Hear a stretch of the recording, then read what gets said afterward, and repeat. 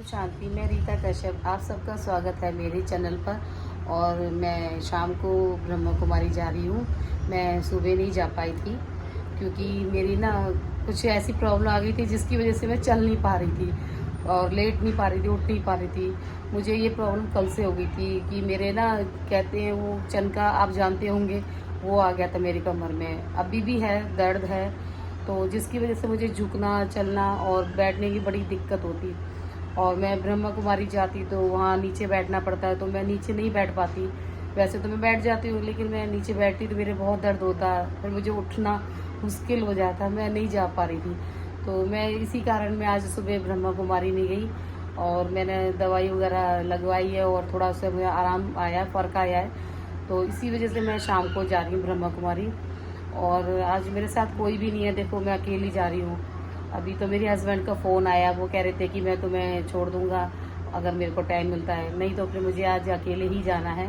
तो बाबा की सुबह नहीं हाज़िरी लगाई तो शाम को जाकर हाज़िरी लगानी है बाबा के, क्योंकि मुरली का भी हमें मिस नहीं करनी चाहिए। और मुरली से तो हमें सारी चीज़ों का ज्ञान मिलता है। बाबा हमें शिव, बाबा हमें परमात्मा हमें पढ़ाने आए हैं और हम बच्चों को हमारा भविष्य बनाने आए हैं और हमें अपने साथ ले जाने के लिए आए हैं और मनुष्य देवता बनाने आए हैं। वो बाबा हमारे लिए इतनी मेहनत कर रहा है, तो क्यों नहीं हम लोग इतनी मेहनत करें कि हम सुबह उठें, अमृत वेला करें, मुरली सुने। और अगर किसी कारण नहीं जाते तो फ़ोन पर सुने। कोशिश करो सुबह नहीं जाओ तो शाम को जाओ। देखो मेरी तरह, जैसे कि मैं तकलीफ़ में थी, बहुत परेशान थी, लेकिन फिर भी मैं जा रही हूँ क्योंकि मुझे तो बाबा के घर जाना है और मुरली सुननी है। मुरली जितनी हम दीदी के पास जाके सेंटर में सुनते हैं तो वो ज़्यादा अच्छे से समझ में आती है। और इसीलिए मैं आज देखो मैं इंतज़ार कर रही हूँ। देखो मेरा अगर हस्बैंड आते तो ठीक है, नहीं तो फिर मैं 5 बजे निकल जाऊँगी, क्योंकि हमारे यहाँ पर 5:30 बजे मुरली शुरू हो जाती है। और मैं वेट कर रही हूँ, देखो आते नहीं तो फिर मैं 5 बजे निकलूँगी और मैं आपको ब्रह्मा कुमारी सेंटर मिलती हूँ। मेरे हस्बैंड आ गए हैं और मैं अपने हस्बैंड के साथ जा रही हूँ और मुझे पता नहीं था कि वो आएंगी नहीं। ओम शांति। और ये आगे बाबा ने इनको भेज दिया और मैं इनके साथ जा रही हूँ, नहीं तो मुझे रिक्शे से आना पड़ता, बहुत टाइम लग जाता मुझे। और शिव बाबा का शुक्रिया, और बाबा ने मेरा ऐसा साथ निभाया और साथ देते हैं। आगे हम ब्रह्मा कुमारी बाबा का घर जा रही हूँ और लग रहा है कि शाम अच्छी हो रही है, बारिश होगी। ये देखिए बादल हो रहे हैं, तो मुझे लगता है बारिश होगी। अच्छा है, बहुत गर्मी है, बाबा बारिश करा दे तो बढ़िया मौसम हो जाएगा। और मैं अंदर जा रही हूँ।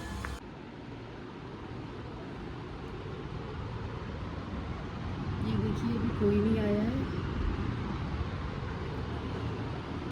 मुझे लग रहा था कि मैं लेट हो जाऊंगी, देखो बाबा ने मुझे सबसे पहले बुला दिया और मैं सबसे पहले आ गई हूँ सेंटर। और अभी सभी भाई बहन अभी आएंगे, इतने में बाबा का योग लगाती हूँ।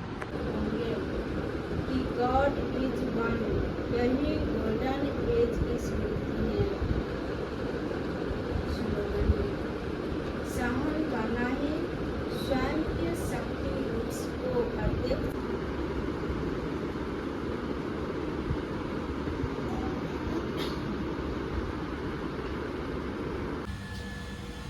मुरली सुन के अब बाबा के घर से निकल रहे हैं और ये मुझे लेने के लिए आ गए थे और छोड़कर भी गए थे और लेने भी आए और बाबा का योग कराए ने। अब घर जा रहे हैं, फिर मिलती हूँ।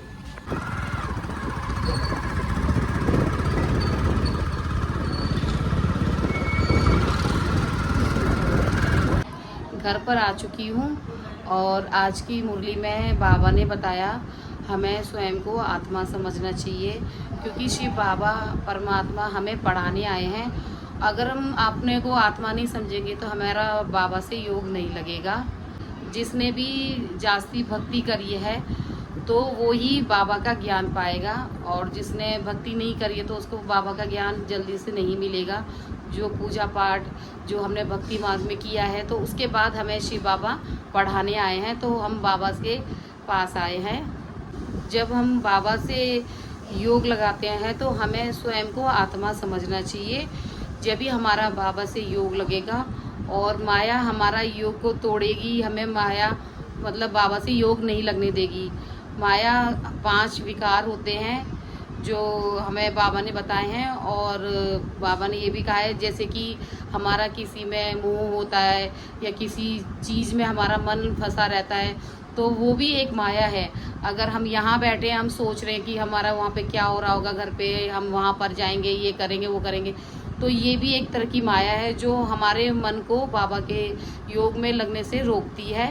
इसीलिए सोचो कि हम आत्मा हैं, परमात्मा हमें पढ़ाने आए हैं, और बस हमें कहीं कुछ नहीं सोचना है, और जो भी है सब बाबा के ऊपर छोड़ो। जब बाबा हमें स्वयं खुद पढ़ाने आए हैं तो हमें किस बात की चिंता करनी चाहिए, हमें किसी बात की चिंता नहीं होनी चाहिए। हमें आज तो बाबा ने मुरली में ये भी बताया गद गद, और हमें बहुत खुशी होनी चाहिए कि हमें शिव बाबा परमात्मा पढ़ाने आए हैं, और हमें यही खुशी हमेशा सदा रहनी चाहिए, क्योंकि ये बाबा हमें पढ़ाने आए हैं तो हमें कभी भी अपनी मुरली मिस नहीं करनी है।